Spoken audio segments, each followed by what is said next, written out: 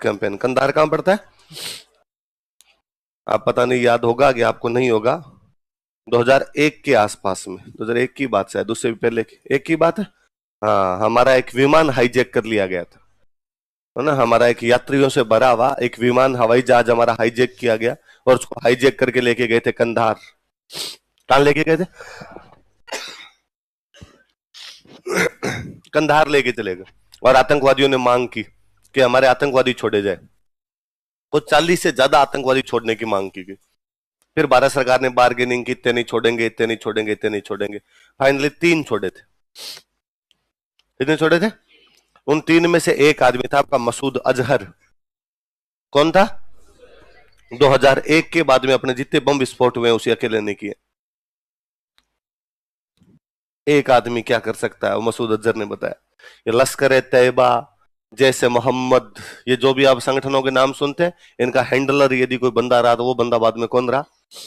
मसूद अजहर। उस कंधार वाले हाईजैक में छोड़ा था। तो कंधार वाला जब हाईजैक हुआ, यात्री थे उसमें खूब सारे थे, 150 या ज्यादा ही होंगे, मेरे से याद नहीं अब संख्या तो मुझे। और अपने मीडिया जोरदार चीज है ही। तो यात्री अब ले गए भाई, ले गए तो ले गए। अब उसमें तो सिक्योरिटी थ्रेट तो हो ही गया, सरकार को ध्यान रखना चाहिए, हमारी सिक्योरिटी एजेंसीज को ध्यान रखना चाहिए। पर अब नहीं रख पाए, उस विमान को हाईजैक कर लिया गया। तो अपने जो वो यात्री थे वहां पर, उनके घरों पर पहुंच गई अपनी मीडिया ने पता लगा लिया भाई उस विमान में यात्री कौन कौन थे। उस आदमी के घर पे चले गए। यही है उस यात्री की मम्मी, जो यात्री फंसा हुआ है कंधार में। आतंकवादियों की पिस्तौल के नीचे उसकी कनपटी है। जानेंगे उसकी मां से कि कैसा लग रहा है। कैसा लगेगा मां को? मां हाय तो बाई करेगी, मेरे बेटे को ले गए, बचाओ, मुझे कोई मतलब नहीं है, कुछ भी करो लेकिन मेरे बेटे को बचाओ, यही होगा। और कोई आप 140 के 40 का इन लोगों ने दिखाया। पूरे देश में माहौल बना कि कितने भी आतंकवादी छोड़ दो, विमान वापस आना चाहिए। कितने भी आतंकवादी छोड़ दो, लेकिन विमान है, हमें कोई मतलब नहीं है तुम्हारे आतंकवादियों, छोड़ दो, सबको छोड़ दो, जेलों में जितने बंद है सबको छोड़ दो, सारी बातें मान लो, हमारे बच्चों को कुछ भी नहीं होना चाहिए। ऑब्वियस सी बात है, घर वाले यही कहेंगे। ये तो मीडिया की गलती है कि यार ऐसी चीजों को दिखाता है। अब पूरे देश में, वरना तो 140 लोगों के घर वाले कह रहे थे, या 150 जितने लोग थे उनके घर वाले कह रहे। अब पूरा देश बाद में एक ही स्वर में बात करता है, कुछ भी हो जाए लेकिन उनको कुछ भी नहीं होना चाहिए, आतंकवादी छोड़ने पड़े तो सारे छोड़ दे। अरे ऐसे कैसे छोड़े जा सकते हैं? यूं तो कल को कोई कुछ ही कर लेगा। तब कई बार लगता है कि भारत इतना लुल्लपुंज देश है जिसकी हद नहीं। अभिनंदन को पकड़ा था, पूरा देश लगा हुआ था। अभिनंदन को लेके आओ, भले कुछ भी हो जाए, युद्ध रोक दो। क्यों रोक दो? फौजी जब फौज में शामिल होता है तब उसे पता होता है कि मेरे साथ कुछ भी हो सकता है, पकड़ा भी जा सकता है। उसे पहले भी कई पकड़े गए थे, तुम्हें पता ही नहीं कब पकड़ा गया। उनके पकड़े जाते हैं, हमारे पकड़े जाते हैं, ये फौज का हिस्सा है, उस नौकरी का अपने आप में हिस्सा है। पूरा देश चिल्लाए, एक साथ पूरा देश चिल्लाए। और ये सबसे ज्यादा बाउंड्री इकट्ठा करवाते हैं बाद में मीडिया वाले। ऐसे ऐसे लोगों को पकड़ पकड़ के लाएंगे और उन लोगों के बाद में वो करवाएंगे। मीडिया वालों ने 99 का युद्ध हुआ, एक वो बहुत बुरी सी शक्ल की पत्रकार है बरखा दत्त,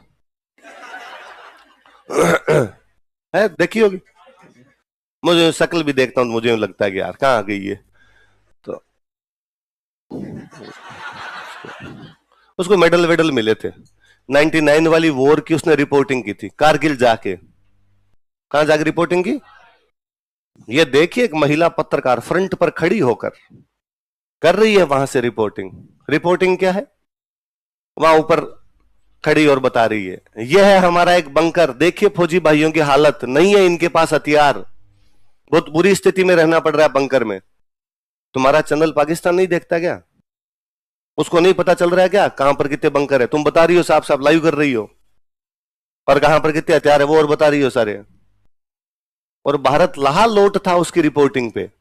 ये देखो रिपोर्टिंग इसको कहते। अरे नहीं होनी चाहिए ये ऐसी रिपोर्टिंग। किस काम की है जो हमारे फौजियों को मरवाए, और पाकिस्तान वाले दिल्ली न्यूज चैनल देख दे के बम मारते इधर। कि यहां पर इनके हथियार नहीं है, यहां पर इनके फौजी कम है, यहां इनकी चौकियां हैं। 2008 में हुआ ताजवाड़ा हमला,